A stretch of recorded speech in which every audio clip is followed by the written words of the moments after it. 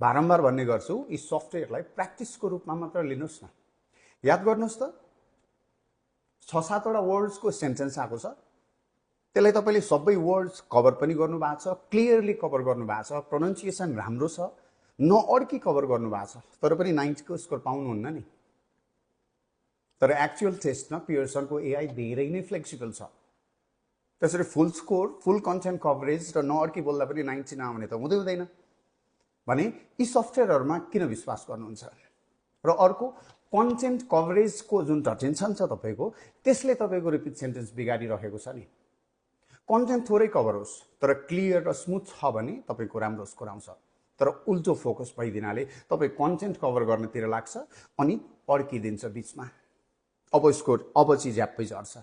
फ्लुएन्सीमा धेरै नै स्ट्रिक्ट छ पियर्सनको एआई, रिड अलाउडमा होस् अथवा रिपिट सेन्टेन्समा होस् अथवा डिस्क्राइब इमेज अर रिटेल लेक्चरमा होस्, फ्लुएन्सीमा धेरै नै स्ट्रिक्ट छ। कन्टेन्टमा फ्लेक्सिबल छ, अझ रिपिट सेन्टेन्सको कन्टेन्टमा त धेरै नै फ्लेक्सिबल छ। सो यदि तपाईँले रिपिट सेन्टेन्समा स्ट्रगल गरिरहनु भएको छ भने मेरो भनाइलाई ढुक्कसँग मानेर म जति बोल्छु क्लियर बोल्छु र स्मुथ बोल्छु। सजिलो सेन्टेन्सेस आयो कभर गरिहाल्छु, गाह्रो सेन्टेन्सेसमा मैले म्यानेज मात्र गर्नु छ स्मुथली बोलेर र क्लियरली बोलेर।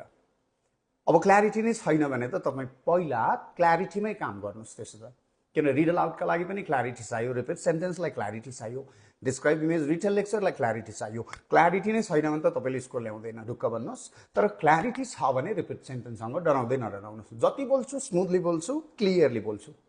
Be focused on fluency, be focused on clarity, not on content.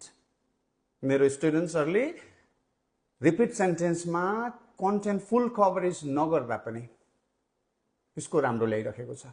कतिले 90 नै ल्याएको छ फुल कन्टेन्ट कभर नगरेर पनि। अब मान्नुहुन्छ तपाईँको जय होस्, मान्नुहुन्न र पनि जय होस्।